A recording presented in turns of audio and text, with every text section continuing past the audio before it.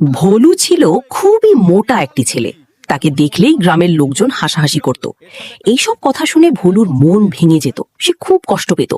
নিজেকে বদলানোর জন্য ভোলু দিন রাত মাঠে কাজ করত, কঠোর পরিশ্রম করত, এমনকি অনেক সময় না খেয়েও দিন কাটাতো।